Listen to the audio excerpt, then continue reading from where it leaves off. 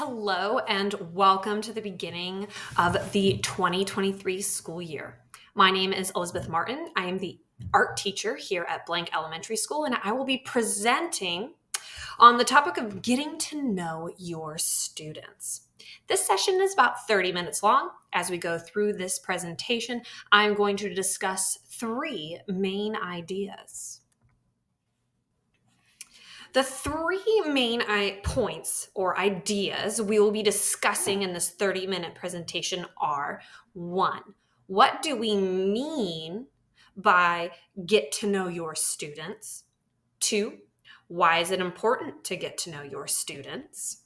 And three, what are strategies you can use to get to know your students? So number one, get to know your students. In the 5 years I've worked here at Blank Elementary School, I have seen a diverse group of students. We have gained more ethnically and culturally diverse students, and in the county, our elementary school has the highest number of students with an individual education plan, an IEP, a 504, or are labeled with other disabilities. With this diversity, many challenges can arise. The point of this presentation is to give you skills to enhance your classroom environment. So what type of information should you actually know about your students? There are lists out there. You can research this question with a never-ending list of information. Here I have listed the 7 things I believe will help you learn about your students effectively. Number 1, their cultural and ethnic background. Understanding a student's culture and ethnicity provides educators with information on potential views, ideologies, and behaviors a student might express in the classroom. Number 2, their primary language. If you have a student who is labeled as an English language learner, an ELL student, you need to be aware so you can provide the appropriate accommodations for them to give them academic success, to allow them to academically succeed to their potential. That might be implementing a language translator into your classroom, learning a little bit of Spanish maybe, and slowing instruction down. There are many other ways to do this, but those are just a few examples. Number 3, their personal history. So this kind of means religion, family dynamic, technology access, food access, things that they've had to personally overcome, some like adversities. In our school, there are students who have had difficult lives. This does not mean we lower our expectations. It means we need to be understanding when they might potentially misbehave and that grace might be needed to be given.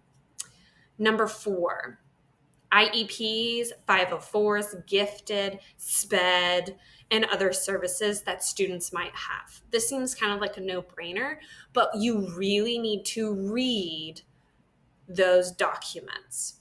Students with IEPs, 504s, who are labeled gifted or SPED, have accommodations that educators must be aware of to adequately teach them. Being aware of students' identification can benefit instruction, maintain classroom behavior, and create understanding when things happen, such as a student ripping their paper because they're frustrated. Number 5, students' triggers. So some students have trauma, which is in their personal history. That's why it's important to know their personal history. Trauma and triggers go hand in hand. Knowing students' triggers allow educators to avoid them or intervene early when they see signs that the students have been triggered. Number 6, personal strengths. This is cited by Jones & Jones in 2016. All students have strengths. Using a student's strengths builds confidence, leading to motivation and success within the classroom. Also cited by Jones & Jones 2016. And number 7, digital citizenship. This is by Roblyer and Hughes in 2019. In this school, every student gets a Chromebook. We need to be aware of students who struggle with digital citizenship to limit potential adversities that come with inappropriate technology use. This list of 7 things, I know it seems very daunting and a lot, but these 7 things one should know about their students so they can provide a good foundation to understanding how their classroom dynamic might go. They will help you prepare your classroom management style for the rest of the school year. And this can also be found in Jones & Jones 2016. So number 2, point 2. Why is it important to get to know your students? I'm going to introduce Wendy Nelson Kaufman, who was the 2011 Capital Region Education Council in Connecticut, the Teacher of the Year in Connecticut. She discusses the topic of getting to know one's students. So I'm going to share this video. I think being a culturally sensitive teacher begins with building a strong relationship with your students. It also is teaching that addresses the differences in your classroom. And it's also being careful about the types of assessment that you use. What I find interesting about the building a rapport with students is there was a study done by Harvard that was looking at our efforts to close the achievement gap.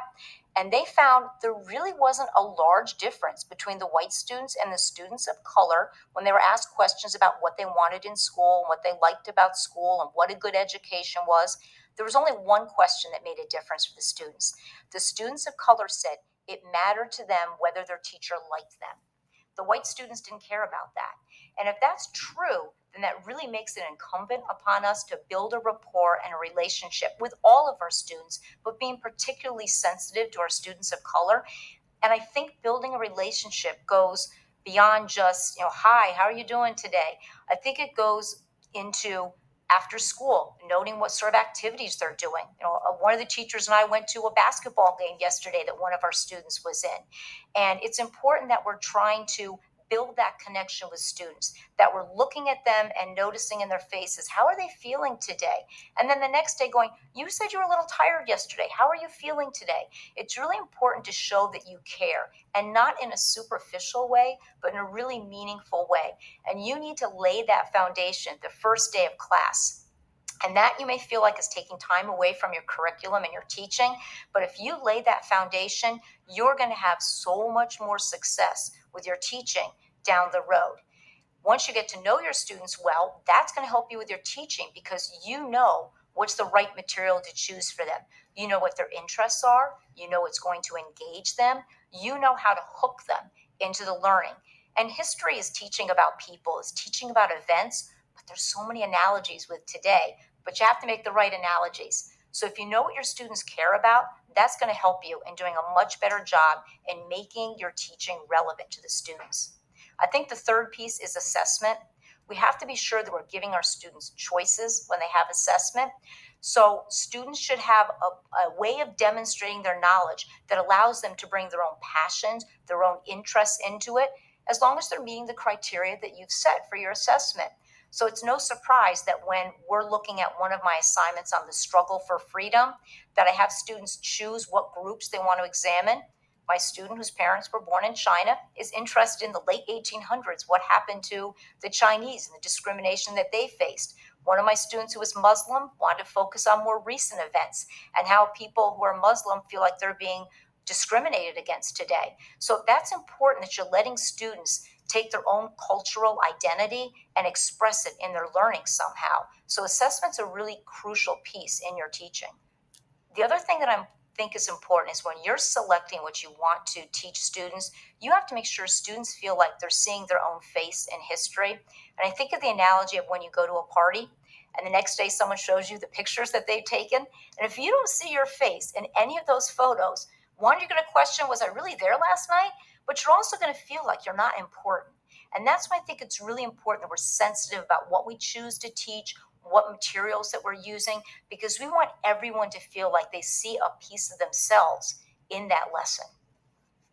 Wow. I really love that video because it really tells us some of the benefits that come with getting to know your students. So here I broke it down into 3 points from this video. So knowing your students, number 1, builds positive relationships between teachers and students, as well as peers to peers. So this is from Jones and Jones 2016. Relationships are so important. And when we get to know our students, those relationships grow. Number 2, increases academic success. When you get to know your students, it has been proven, as we see in the Benediktsson et al. 2019, page 60, and the Gay 2018, page 60, that academic success has been proven to happen when we get to know our students. And number 3, getting to know your students creates a feeling of belonging. And we can find this again in Gay 2018, page 2041, and Jones and Jones 2016. When students feel valued, they typically are more engaged and motivated. Jones and Jones 2016. Developing a positive, safe, and motivating learning environment enhances student academic success and holistic learning, which is what we are about.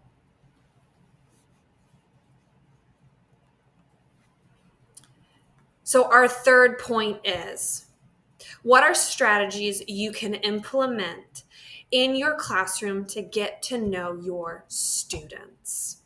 So this is the big one. What can we practically do in our classrooms? So I have done a lot of talking. So we are going to do an activity. We are doing a virtual session, so everyone will be separated into breakout rooms.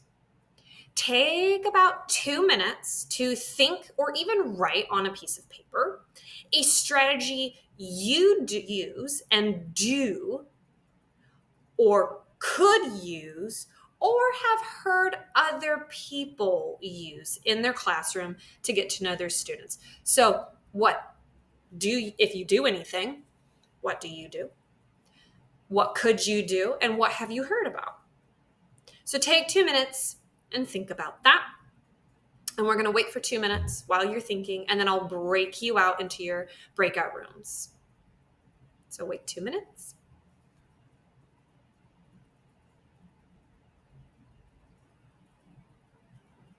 Okay.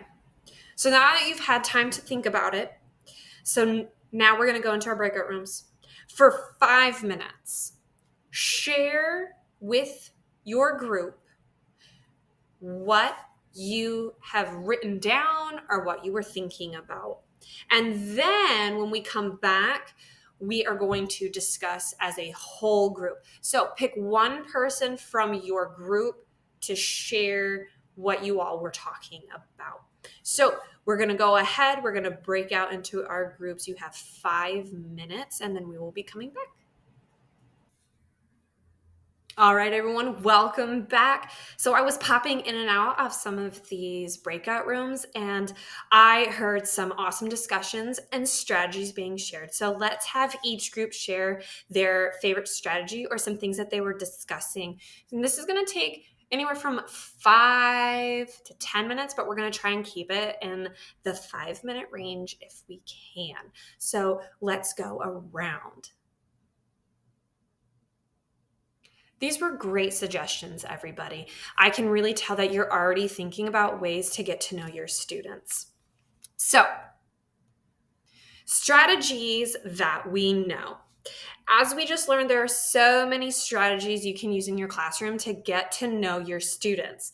Common ideas that we heard were like icebreaker games, separate games, writing activities such as the All About You activity where they can write their favorite color, favorite thing to eat. But I want to share a different side to this discussion. I want to discuss 2 specific strategies educators can implement into their way of teaching that can also benefit their relationship with their students. So the first one we heard in our video was go to student functions. And this can also be found in Jones & Jones 2016. If your students play sports or play an instrument, go to their event, go to their function. Yes, this takes time. However, this demonstrates to your students that you care about them and that you support them. When students feel valued and supportive, their disruptive behavior tends to decrease and their motivation and engagement increases. And we can see this in Click at All 2021. And then number 2, praise and positive feedback. A positive classroom environment directly correlates to appropriate praise. And this is cited in Germanson et al. 2020 in page 227. Praise that is valued is non-judgmental, specific to behavior, immediate, and most importantly, sincere. And this can be found in Curran and Iris Center's 2003, page 6. Educators need to also be aware of nonverbal praise, which can consist of body language. We must remember this. Body language is also communication, and this is in Popova 2017, page 74.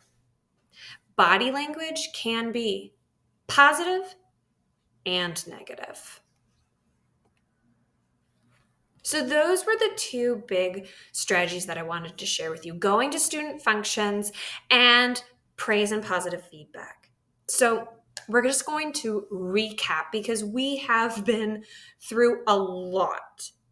So let's quickly review and reflect on what we've discussed on getting to know your students.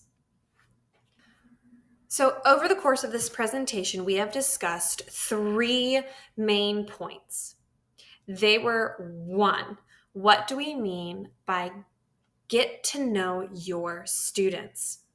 To summarize, when a teacher gets to know their students, they are learning key information that will help them strategize how they will instruct and manage their classroom. Number 2, why is it important to get to know your students? When students feel valued and cared for, seen, they achieve greater academic success, develop better relationships, and have a holistic learning experience. And number 3, what are strategies you can use to get to know your students? Some often used strategies are icebreakers, games, and all about me, you activities. But I introduced 2 different strategies. 1, going to student functions like sports, concerts, etc. And number 2, give your students praise and positive feedback to promote engagement, motivation, and even further promote positive relationships with your students. So all in all, getting to know one's students is vital in creating a positive classroom environment from the very first day of school. So as we go into this school year, really think about how do you want to get to know your students, and really, why is it so important for us as educators to understand our students, to recognize our students, and to love our students. Thank you. You will be given a link to this presentation so that if you were not able to take notes, will all be for you. So you guys, I will stay on. If you have any questions, just stay on for a little bit. You can ask me questions. If you are done, you are ready to leave, the virtual session. Thank you so much. Have a great rest of your day. And I did forget, I do have references on the end of this presentation that you are more than welcome to use in your own research if you would like. So here is the first page and the second page, which will also be attached to the presentation. All right, you guys have a good one.